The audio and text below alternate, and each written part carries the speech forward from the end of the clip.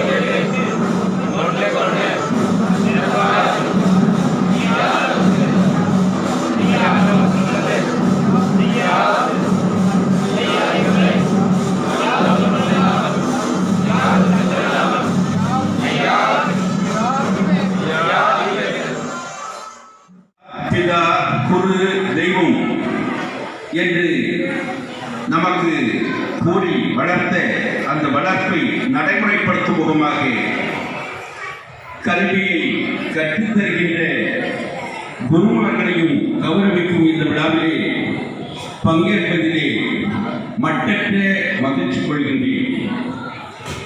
இந்த காலத்திலே கல்வி இல்லை என்றால் எந்த செல்வம் இருந்தும் எந்த பயனும் இல்லை. நாம் போற்றுதலுக்குரிய சுவாமி ராமானந்தா அவர்கள் வருகை தந்திருக்கிறார்கள். அவர்களை அறக்கட்டளையின் சார்பாகவும் ஐயாவதி மக்கள் சார்பாகவும் வருக வருக என வரவேற்று மகிழ்கிறோம்.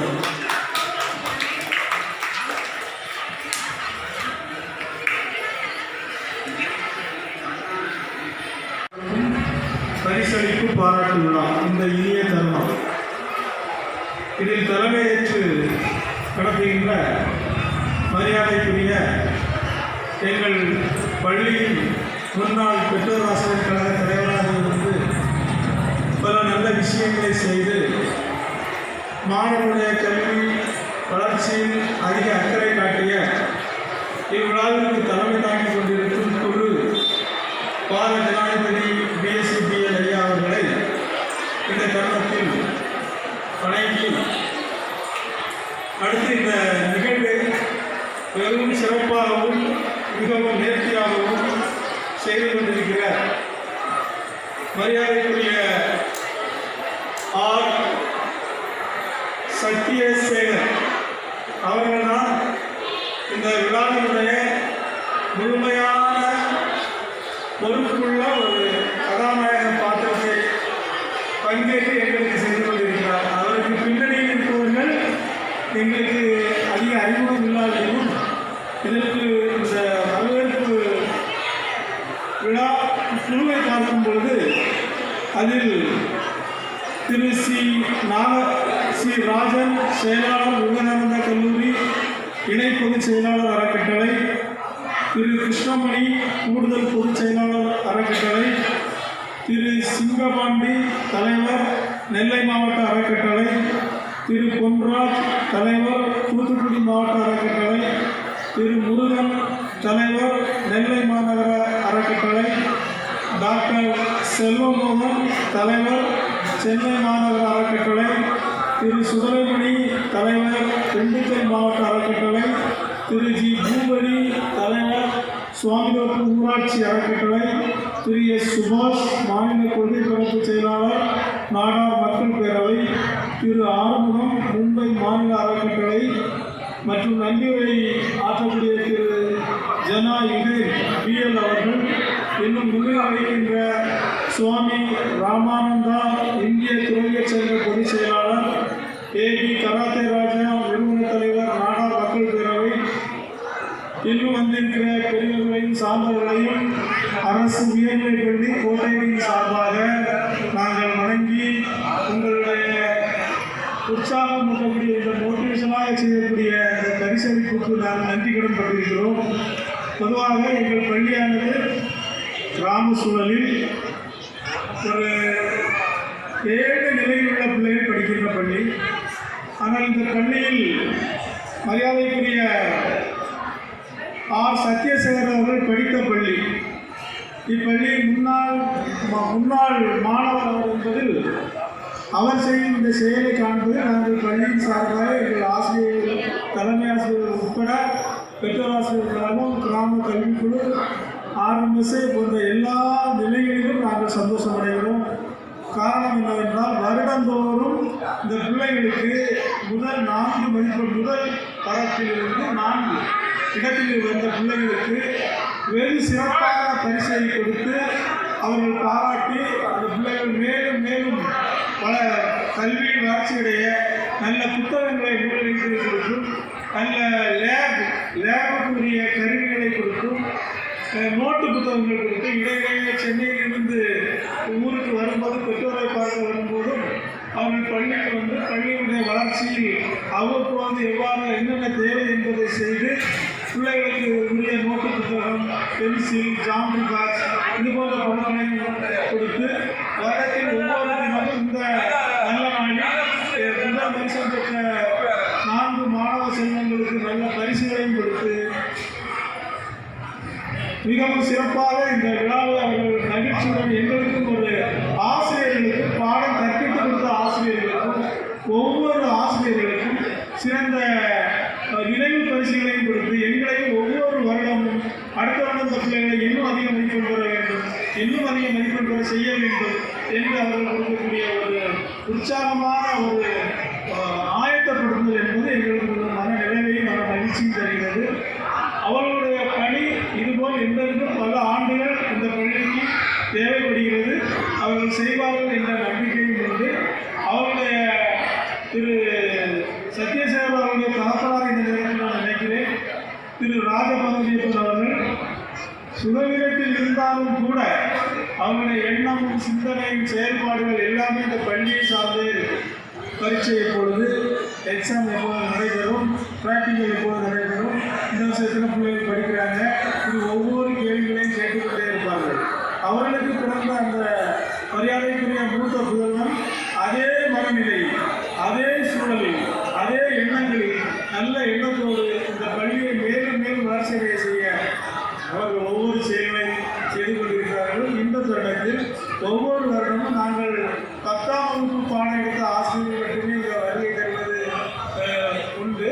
இந்த வருடம் அவர்கள் என்ன வந்து சொல்கிறார்கள் என்றால், நீங்கள் 6ஆம் வகுப்பிலிருந்து 6, 7, 8, 9, 10 இப்படி அனைத்து வகுப்புக்கும் பாடம் எடுத்த ஆசிரியர்களை இந்த விழாவிற்கு நீங்கள் அழைத்து வர வேண்டும்.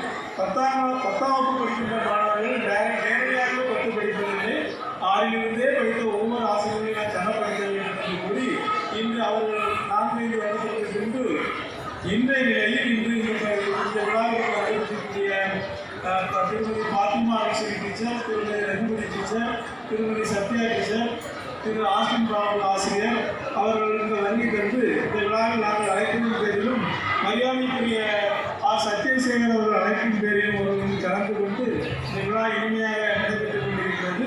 இந்த தருணத்தில் அடியேனுக்கும் ஒரு வாழ்த்துறை கூற வாய்ப்பு தந்த இந்த ஐயா வைகுண்டர் அறநெறி பரிபாலனை அறக்கட்டளைக்கு நன்றி கூறி மேலும் மேலும் குழந்தைகள் கல்வியில் மேன்மையாக வளர்ச்சியடைய இறைவனை வேண்டி இந்த தருணத்தை இனிதாக்கி முடித்துக் கொள்கிறேன். நன்றி, வணக்கம். வைகுண்டருடைய 188வது உதய தின விழா, அந்த விழா முன்னிகழ்வாக நாங்கள் வருடந்தோறும் நம்முடைய பகுதியில் இருக்கின்ற நாங்கள் எல்லாம் படித்த அந்த பள்ளியில் படித்து கொண்டிருக்கின்ற மாணவர்களையும் 10வது வகுப்பு அங்கே தான் ஒரு பொதுத் தேர்வு வருது. அந்த பொதுத் தேர்வில் 10வது வகுப்பு என்று நம்முடைய பள்ளிக்கு வந்ததோ அப்போது நாங்கள் வரல. அதுக்கு ஒரு 2 வருடத்துக்கு பிறகு தான் நாங்கள் வர ஆரம்பித்தோம். அந்த நாள் முதல் இந்த நாள் வரை முதல் ஒரு 3 வருடங்கள் நாங்கள் இந்த நிகழ்வினை பள்ளி வளாகத்திலேயே தான் நடத்தி வந்தோம். இது கொஞ்சம் காலம் தாழ்ந்த ஒரு நிகழ்ச்சி தான். என்னென்று சொன்னால், மே, ஜூன் மாதங்களில் பள்ளி தேர்வு வந்துவிடும். தேர்வு வந்தவுடனே அந்த மாணவர்களுக்கு பரிசீலிப்பு வழங்குவது தான் ஒரு முறையான ஒரு செயல்பாடாக இருந்திருக்க வேண்டும். நாங்கள் ஏன் இந்த மாசி 19 நாங்கள் தேர்வு செய்தோம் என்றால், நாங்களெல்லாம் அப்போது விடுமுறை எடுத்து ஊருக்கு வருவது என்பது ஒரு எளிதான காரியமாக இல்லை. அந்த ஒரு சூழ்நிலையில் ஒரு 2-3 நாட்கள் நாங்கள் விடுமுறை எடுக்க வேண்டும் என்று சொன்னால், அது இந்த ஐயா உதய தின விழாவை முன்னிட்டு நாங்கள் வருவதுதான் ஒரு சந்தர்ப்ப சூழ்நிலையை ஏற்படுத்தியது. எனவே நாங்கள் மாசி 19ஆம் நாள் அன்று இந்த நிகழ்வை 3 வருடமாக நாங்கள் நடத்தி வந்தோம். அதன் பிறகு போற்றுதலுக்குரிய எனது அருமை சித்தப்பா அவர்கள், பாலஜனாதிபதி அவர்கள், நாம் இந்த விழாவை நம்முடைய பதியின் முன்பு நடத்த வேண்டும் என்று கேட்டுக்கொண்டதன்படி, அப்போது இந்த கலையரங்கம் இந்த அளவுக்கு ஒரு விரிவுபடுத்த முடியாத ஒரு நிலையில் இருந்த கலையரங்கம் அன்றிலிருந்து இன்று வரை நாங்கள் மாசி 19வது நாளை, ஐயா உதய தினத்திற்கு முந்தைய நாளை நம்முடைய கல்வி வளர்ச்சி விழா என்கின்ற ஒரு வகையில் நாங்கள் கொண்டாடி வருகின்றோம். இந்த வருடம் ஒரு முப்பெரும் விழாவாக அமைகின்ற ஒரு வாய்ப்பு. 10வது வகுப்பு பொதுத் தேர்வில் முதல் 4 மதிப்பெண்கள் பெற்ற மாணவர்களுக்கு பாராட்டுதலும் பரிசுகளும் வழங்கும் விழா. அதே நேரத்தில் நம்முடைய பள்ளியில் 100% தேர்ச்சி நடைபெற்றிருக்கிறது. அந்த 100% தேர்ச்சியை வழங்கிய, அதற்காக போராடிய, பாடுபட்ட, தங்களை எல்லாம் ஈடுபடுத்தி கொண்ட ஆசிரியர் பிறந்தவர்களுக்கு ஒரு நல்ல பாராட்டுகள் வழங்குகின்ற ஒரு விழா. அதோடு இன்னொரு விழா என்னவென்று சொன்னால், இன்றைய தினம் இந்த பள்ளியின் புரவலர்களாக நாங்கள் ஒரு 5 பேரை இணைக்க இருக்கின்றோம். அந்த 5 புரவலர்களை இணைக்கின்ற விழா. ஆக ஒரு முப்பொரு விழாவாக நாம் இங்கு நடத்தி கொண்டிருக்கின்றோம். இந்த விழாவை நாங்கள் யாரை வைத்து நடத்துவது, எப்படி நடத்துவது என்று நாங்கள் தொலைபேசியிலே பேசிக் கொண்டிருந்தோம். அப்பொழுது என்னுடைய நினைவிற்கு முதலில் வந்தது என்னுடைய அருமை நண்பர் திரு சந்திரசேகர் அவர்கள். நாங்கள் வழக்கமாக நான் நிலையத்து வரும் மாதிரி ஒவ்வொரு தடவையும் பரிசு வழங்குவதற்கு நானே இருப்பேன். வேறு வழியில்லை. எங்கள் வழிபாட்டில் இருக்கிற காரணத்தினால் அது இருந்தது என்றாலும் எல்லை தாண்டி எங்களுக்கு ஒரு அங்கீகாரத்தை தந்தது சுவாமி ராமானந்தா அவர்கள். பொது நிகழ்வுகளிலே கலந்திருந்தாலும் நாங்கள் எங்களுடைய தனித்துவத்தை தக்க வைத்துக் கொண்டுதான் இருப்போம். அப்படி இருக்கிற போது ஒரு முறை ஐயா ஆர்வம் அவர்களுடைய மகளுடைய திருமணத்தின் போதுதான் சுவாமி ராமானந்தா அவர்களை சந்தித்தோம். சந்தித்த போது சொன்னார்கள், காவிரி புஷ்கரம் நடத்துகிறோம், நீங்கள் வர வேண்டும் என்று சொன்னார்கள்.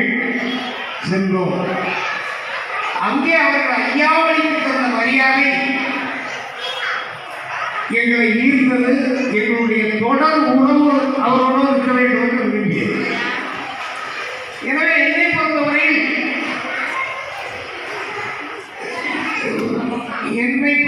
என்னுடைய முன் அமைந்த சமயத்தை சார்ந்தவர்களை பொறுத்தவரையில் நான் மதிக்கிற, போற்றுகிற, ஏற்றுக்கொள்ளக்கூடிய ஒரே ஒரு மடாதிபதி என்றால் தவத்திற்கு குன்றக்கூடிய அடிகளார் தான். அவர் மனிதனை மனிதனாக நேசிக்கக்கூடியவர். அவருடைய ஒரு மறு உருவாகத்தான் சுவாமி ராமானந்தா அவர்களை பார்க்கிறேன். காரணம், நான் மாவட்டத்திலே மதகலவரம் வந்தபோது அவரோடு பழகினேன். அவருடைய பல பெருமைகள் பேசிக்கொண்டே இருக்கலாம். அதுபோல சுவாமி ராமானந்தா அவர்களுடைய பெருமைகளையும் பேசிக்கொண்டே இருக்கலாம். எனவே அப்படிப்பட்ட ஒரு சூழலில் தாமிரபரணி மகாபுஷ்கரம் 12 நாட்கள் நடந்தபோது நாங்கள் நினைத்து பார்க்க முடியாத ஏற்பாடுகளில் அந்த விழா, கோடிக்கணக்கான மக்கள் அங்கே கூடினார்கள். அங்கே எங்களுக்கு என்று சொல்லுவதை விடவும் ஐயாவுக்கு ஒரு தனி மகுடத்தை அமைத்து தந்த ராமானந்தா அவர்களை நாங்கள் எங்கள் வாழ்க்கையில் மறக்கவும் முடியாது, விளக்கவும் முடியாது.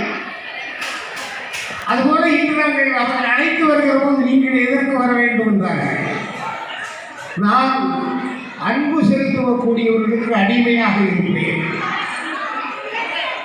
வம்பு செலுத்தினால் அப்படி செலுத்துகிறவன் இந்தியாவின் உயர்ந்த பதவியில் இருந்தாலும் என் காலுக்கு கீழே போட்டு மிதிக்கிற உணர்வை பெற்றவன் நான். எனவே அந்த வகையில் நான் தூக்கி பிடிக்கிற ராமானந்த சுவாமி, நீங்கள் வந்தேன், வருவேன், இது என்னுடைய கடமை என்று சொன்னேன். எனவே சுவாமி அவர்கள் ஒன்றை இப்பொழுது உங்களுக்கு நினைவுபடுத்த விரும்புகிறேன். நான் பின்னமைந்த வழிபாட்டுக்கு சொந்தக்காரர், நீங்கள் முன்னமைந்த வழிபாட்டுக்கு சொந்தக்காரர். நமக்குள்ளே மோதி பகைக்கக்கூடாது, ஊதி பெருக்கக்கூடாது. நாம் கூடி வாழ வேண்டும், கோடி நன்மை கிடைக்கும் என்கிற நல்லெண்ணத்தோடு அதை நினைத்து நான் வந்தபோது நீங்கள் ஒன்றை ஐயா ஆறுமுகத்திடம் சொன்னீர்கள். வெறுப்பு யாரிடமும் காட்ட வேண்டாம் என்று நீங்கள் அவருக்கு அறிவுரை கூறினீர்கள். மிகச் சரியானவர். அவர் வெறுத்தே வாழக்கூடியவர், வெறுப்பிலே இருந்தாலும் என்னை அணைத்தே வாழக்கூடியவர். 2 ஆட்கள். நீங்கள் மிக அழகான புத்திமதியை அவர்களுக்கு எடுத்து சொன்னீர்கள். நான் அடுத்த இடத்துக்கு உங்களை அழைத்து செல்ல வேண்டும், இருந்தாலும் சொல்ல வேண்டிய இடத்தில் சொல்லாமல் விட்டுவிடப் போனார் என்பதற்காகத்தான். எனவே ஐயாவும் வெறுப்பை வளர்க்கக்கூடாது, அன்பை உருவாக்க வேண்டும். உலகம் ஐயாவின் பின்னாலே வர வேண்டுமேயானால் போதிக்கப்பட வேண்டும், அன்பு விதைக்கப்பட வேண்டும், வெறுப்பு வீழ்த்தப்பட வேண்டும் என்பதுதான் ஐயாவுடைய கொள்கை. அந்த கொள்கையின் வழி வாழக்கூடிய நான் வெறுப்பை விலக்க வேண்டும் என்று சொல்லுகிற சுவாமி ராமானந்தா அவர்களை விலக்க முடியாது, தோளில் சுமக்க முடியும் என்பதுதான் என்னுடைய எண்ணம். எனவே நான் சுவாமி ராமானந்தா அவர்களிடம் சொல்லுவேன், நீங்கள் என்னை அழைத்துக் கொண்டிருக்கிறீர்கள், உங்களைப் போல் மாறி வர வேண்டும் என்று. மாற்றத்தை விரும்பினாலும் நான் இல்லறத்தோடு வாழக்கூடியவர். சில பணிகள் இருக்கிறது, விரைவில் முடித்துவிட்டு வருவேன். இணைந்து பயணிக்கும் சொல்லுவார்கள், இரட்டை குழல் துப்பாக்கிகள். எனவே அங்கேயும் எங்கே இருக்கிற மடமையை விரட்டுவதற்கு இருவரும் இணைவோம். விரைவில் ஐயா உங்களுடைய அருள் நமக்கு கிடைக்கும் என்பதை சொல்லி உங்களுடைய திருக்கரத்தால் இன்று பரிசு பெறக்கூடிய மாணவ செல்வங்களுக்கு நீங்கள் அந்த பரிசினை வழங்கி நீங்கள் அவர்களை வாழ்த்த வேண்டும். பாராட்டு பெறக்கூடிய ஆசிரியர் பெருமக்களை நீங்கள் பாராட்ட வேண்டும். அது முன்னமைந்த வழிபாடும் பின்னமைந்த வழிபாடும் இணைந்து நடத்துகிற ஒரு பெருவிழாவாக எல்லோரும் பார்க்க முடியும் என்கிற எண்ணத்தை எடுத்து சொல்லி இன்று நம்முடைய சுவாமி ராமானந்தா அவர்களுக்கு அறக்கட்டளையினுடைய பொதுச் செயலாளர் போற்றுதலுக்குரிய ஐயா செல்வராஜ் அவர்கள் இந்த பொன்னாடையை அணிவிப்பதற்கு அன்பு கேட்டுக்கொள்கிறேன்.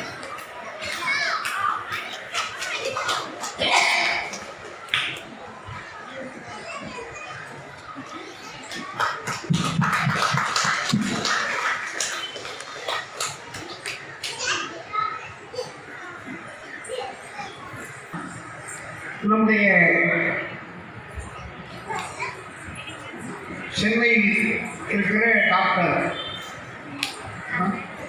கணேசன் அவர்கள், ஐயா முரளி அவர்கள் இருவரையும் நான் அன்போடு வாழ்த்துவதற்கு கடமைப்பட்டிருக்கிறேன். காலையிலிருந்து ஐயாவுடைய அன்பு பிள்ளைகளைப் போல ஒவ்வொரு நிகழ்வுகளிலும் கலந்து கொண்டு அதற்கு பிறகு இடையிலே ஒரு தொழில் சார்ந்த நிகழ்வு வருகிற போது கூட திடீரென்று சொன்னார், வக்கீல் சாமி, எங்கள் டீல் முடியும் போது நீங்கள் எங்களோடு இருப்பீர்கள், நாங்கள் அழைக்கப்படுவோம், நாங்கள் உங்களை அழைப்போம் என்று சொன்னார்கள். நாங்கள் சென்னைக்கு வருகிற போதெல்லாம் உங்களை தொடர்பு கொள்வோம். உங்களுடைய அன்பும் அரவணைக்கும் எதிர்கால சந்ததிகள் தர்மயுகம் வாழ்ந்து வருவதற்கு உழைத்துக் கொண்டிருக்கிற அறக்கட்டளைக்கு நீங்கள் இருவரும்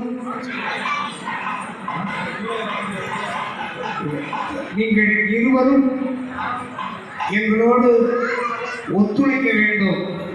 உங்களுடைய அன்பும் ஆதரவும் இந்த அறக்கட்டளையை தூக்கி நிறுத்துவதற்கு உதவ வேண்டும் என்கிற எண்ணத்தை உங்களிடம் எடுத்துச் சொல்லி இப்பொழுது முதல் பரிசு பெறுகிற பள்ளிக்கூடத்தில் புரோதரராக நான் இருக்கிறோம் ஞாபகம் இருந்தேன் நினைக்கிறேன். என்னுடைய நான் பிச்சை எடுக்கக்கூடிய நிகழ்ச்சியில் பிச்சை எடுத்து பிச்சை கொடுப்போம். என்ன தொழிலை விட்டாச்சு, சாமி சொன்னதிலிருந்து தொழில் போயிட்டே இருக்கு. எனவே இன்று அந்த பள்ளிக்கூடத்தினுடைய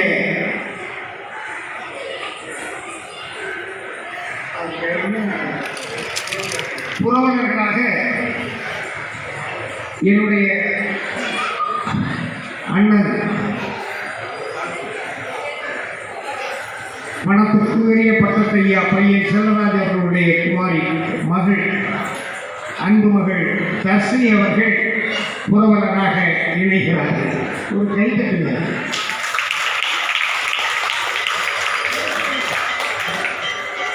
அதற்கு அடுத்தா போல என்னுடைய மகன் வழக்கறிஞர் குரு ஜனா யுகேஷ் அவர்களும் ஒரு புரவலராக இணைகிறார்கள். அவர் ஏற்கனவே அவர் படித்த பள்ளிக்கூடத்தில் புரவலர், நான் படித்த பள்ளிக்கூடத்தில் இப்பொழுது அவர் புரவலர்.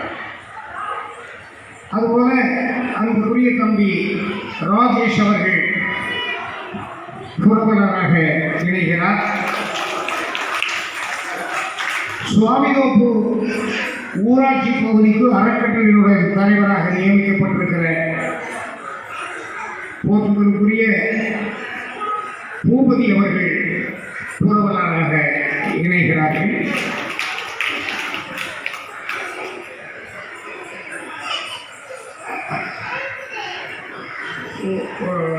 என்னுடைய வரிசையில் மாற்றி சொல்கிறேன். அண்ணன் பையன் சொல்ராஜ் அவர்களுடைய மகன் பையன் செங்கவடி அவர்களும் புரவலராக இணைகிறார்கள். ஏற்கனவே அந்த பள்ளிக்கூடத்திலே நாம் பெற்றோராசிரியர் கழகத்தில் பொறுப்பிலே இருக்கிற போது ஒரு மைக் சிஸ்டம் இருந்தால் நன்றாக இருக்கும் என்று சொன்னார்கள். அடுத்த நாளோ அல்லது அடுத்த நாளோ ஒரு விழா சொன்னவுடன் நான் அங்கிருந்தே கைபேசியை அழைத்து ஒரு மைக் செட் வைக்க வேண்டும் என்றேன். சித்தப்பா நீங்கள் சொன்னால் சரி செய்கிறீங்கன்னா சொன்னேன்.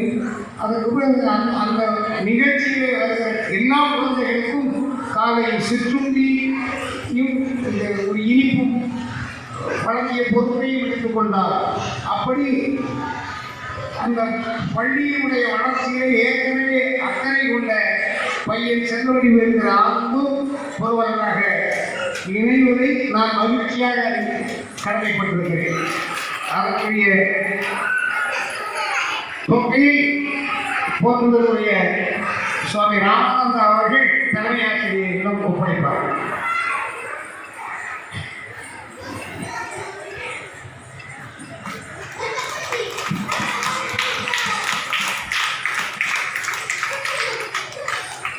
நம்ம பள்ளியில் தேர்வு எழுதுகின்ற அத்தனை பேரும் 450 மதிப்பெண்களுக்கு மேலே நீங்கள் வாங்கணும்.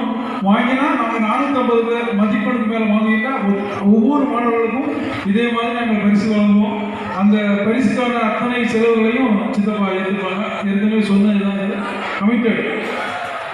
எனவே இது ஒரு நல்ல சேலஞ்சாக நீங்கள் எடுத்துட்டு இந்த வருஷம் முதல் எல்லா மாணவர்களும் 450 மதிப்பெண்களுக்கு மேலே நீங்கள் வாங்கணும் அப்படிங்கிறத கேட்டுக்கொண்டு முதலாவதாக அஸ்வின் அவர்களை மேலே கிடைக்கிறோம். மாணவர் அஸ்வின் அவர்கள்.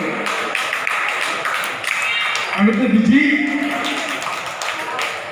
நிஷிதா, கவிப்பிரியா,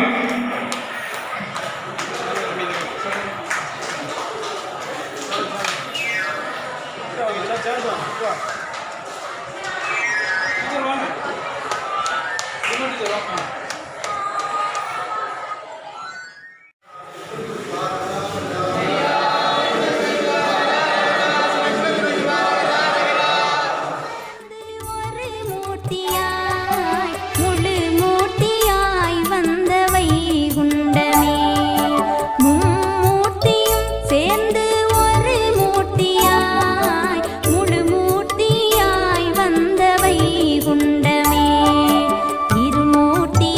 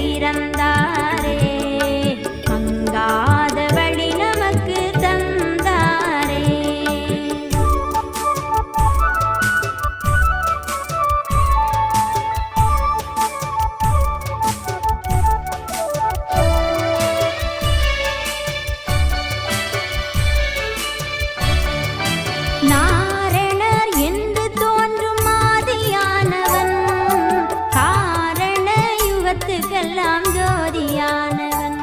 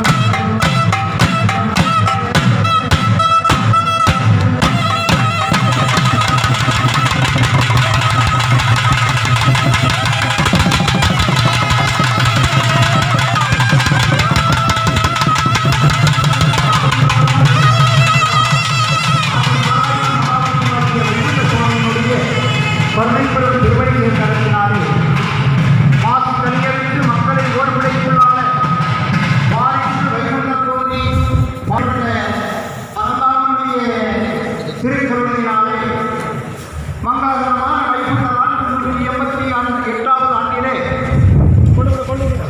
ஐயாவுடைய உதய திருநாள் நல்வாழ்த்துக்களை உங்கள் மத்தியிலே கூறுவதற்கு ஒரு வாய்ப்பை உருவாக்கியுள்ளதை சொல்லுகிற பொருள் ஐயாவிற்கு ஒளிவிடத்தாக மார்ச் 20 மாசில்லாமல் பிறந்த நாளிலே ஒரு மாநாட்டை இந்த தேசத்தில் அனுபவம் வேண்டும். அந்த அனுபவத்தை கிட்டத்தட்ட 55 ஆண்டுகள் பெற்றிருக்கிறேன். அங்கேயும் நான் எல்லை கோட்டை தாண்டியதில்லை. ஒன்றை சொல்ல விரும்புகிறேன். பவர் பாலிட்டிக்ஸோட நான் போற ஐயா விடலை. நான் வருத்தப்படவும் இல்லை. நான் ஐயாவை விடவில்லை, அரசியலை விடவில்லை.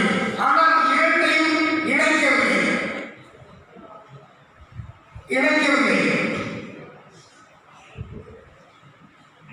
இப்போ பல்வேறு அனுபவங்களை பெற்றிருக்கிறேன்.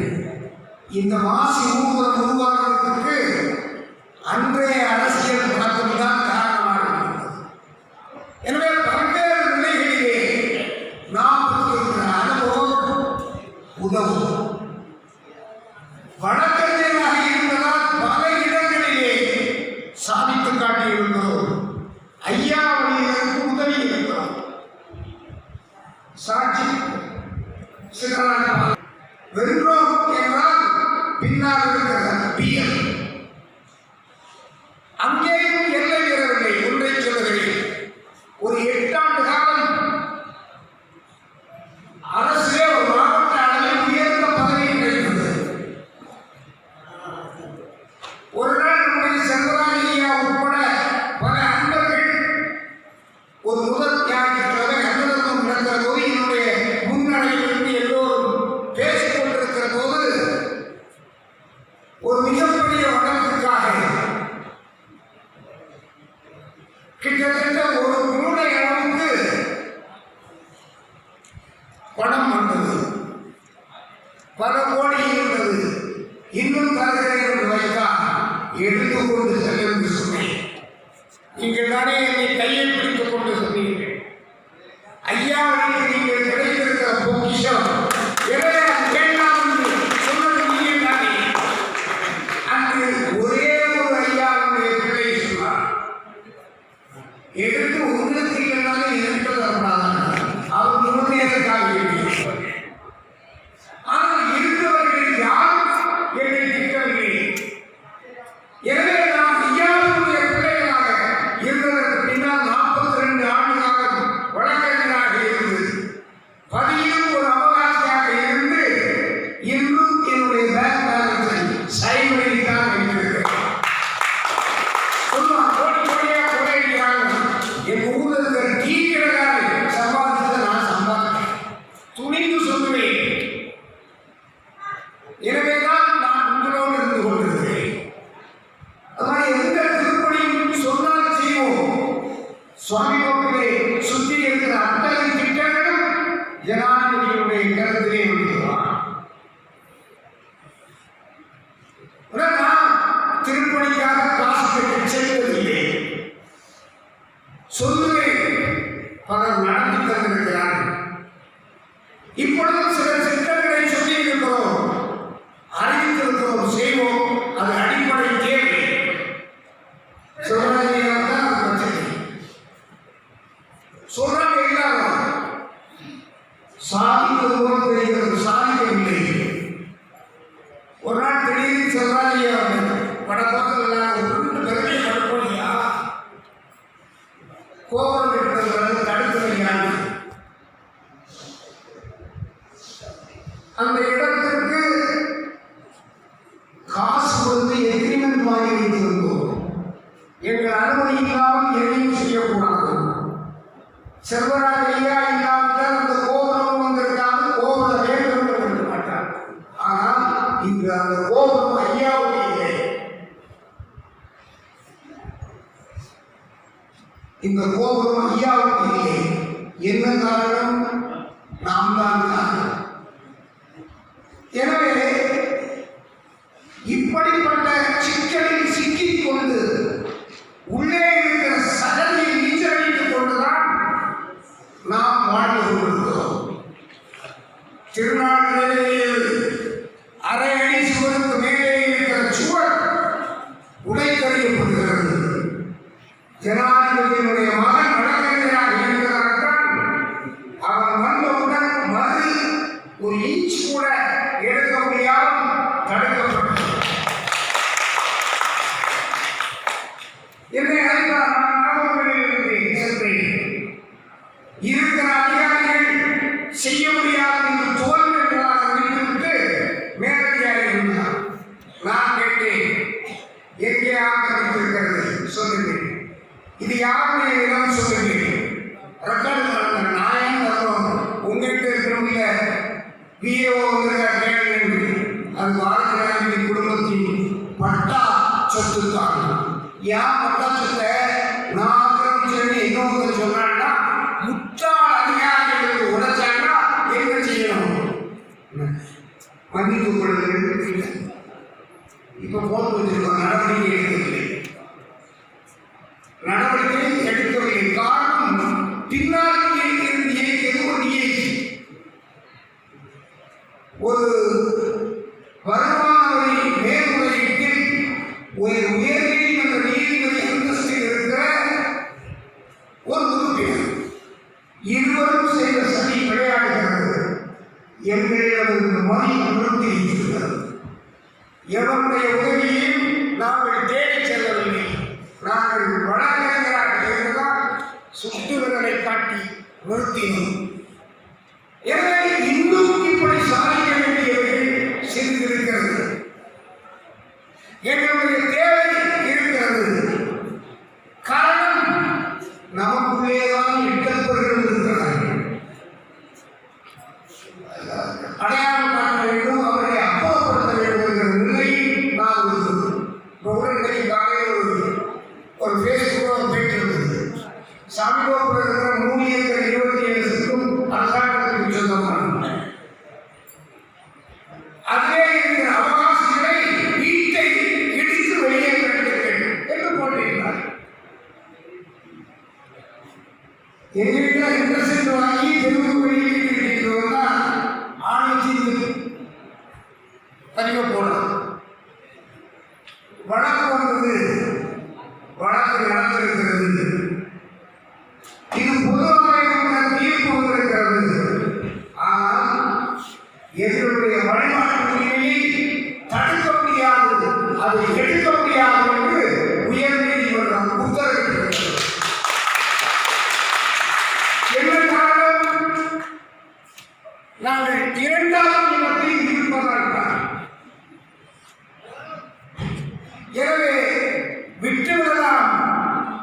விடுவேன். நான் தீர்மானித்திருக்கிறேன். நம்முடைய பிரச்சனைகளை எல்லாம் 2023 முடிவுக்கு கொண்டு வந்துவிட்டு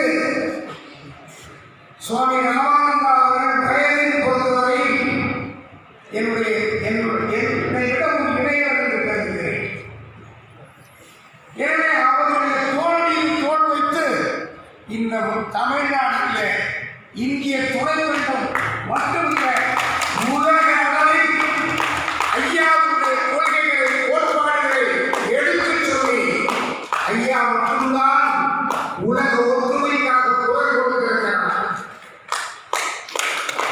உலக ஒற்றுமைக்காக குரல் கொடுத்திருப்பது ஐயா மட்டும்தான். உலகை ஒரு உடைக்குள் கொண்டு வருவதற்கு அன்பை ஆயுதமாக உருவாக்கி கொண்டிருக்கிறார்கள். வெறுப்பை தூக்கி எறியுங்கள் என்று சொல்லியிருக்கிறார்கள். இன்று காலையில் என்னோடு காலையில் பயணிக்கிற போது சுவாமி அவர்கள் எனக்கு உறவினர், அவருக்கு நண்பர். ஐயா ஆண்களிடம் வெறுப்பை விட்டுவிடுங்கள், வெறுப்பை விட்டுவிடுங்கள் என்று போதித்துக் கொண்டிருந்தார்கள். நான் சொல்லுவதை அவர் வழிபடுகிறார், அவர் சொல்லுவதை நான் வழிபடுகிறேன். ஒரு இணைப்பு பாடம் எங்களுக்குள்ளே முன் அமைந்த வழிபாட்டுக்கும் பின்னமைந்த ஐயாவுடைய வழிபாட்டுக்கும் ஒரு இணைப்பு பாடம் உருவாகி இருக்கிறது என்பதை உணர்கிறேன். எனவேதான் நான் அவரை நாடுகிறேன், அவர் என்னை நாடுகிறார். அவர் அழைத்திருக்கிறார், ஏற்றுக்கொண்டிருக்கிறேன்.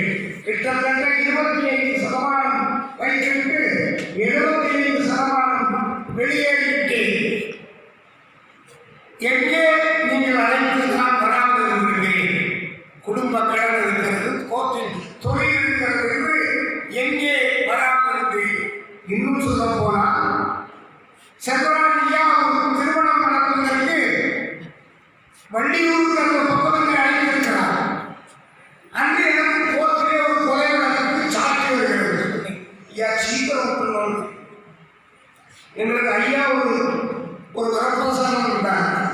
நாங்கள் கோர்ட்டில் கொஞ்சம் டைம் கேட்டுலாம் தருவாங்க. இன்னைக்கு 12 மணிக்கு தான் வர முடியும், 12 மணிக்கு மேலே பேசுகிறீங்கன்னா தருவாங்க. அது கோர்ட்டுக்குள்ள நான் நடக்கிற நடவடிக்கை கல்யாணம் போகணும். மாப்பிள்ளை கரெக்ட் டைம் வந்துட்டு மாப்பிள்ளை ஆரம்ப பொண்ணூட்டில் இருந்த மக்கள் மலர் சொல்லியிருந்து பூவாட்டு பிச்சு எடுத்துட்டாங்க. பொன்னே மாப்பிள்ளை மேடையை கொண்டு வருவதற்கு கூப்பிட போதுதான் மாலை இல்லை என்பது தெரிகிறது. உடல் தோவாளை அகர்ந்து காரண மாணவர்களுக்கு அளவு எனக்கு கோர்ட்டில் கேஸுக்கு போனோம். வந்தாச்சு, கோபப்பட முடியாது இருந்தேன். எனக்கு ஐயா சிந்தனை வருகிறேன். எனக்கு ஜூனியர் செல்போனில் பேசுகிறேன். சார் நீங்க பிந்தி வரலாம், சாட்சி வருகிற கேஸ் மாறலாம். எனவே நான் வழக்காடியாக நீதிமன்றத்தில் இருந்தாலும் ஐயா வழி வேலைகளுக்கு செல்கிற போது எனக்கு அங்கே வாய்ப்பு கிடைத்திருக்கிறது. நான் அந்த வாய்ப்பு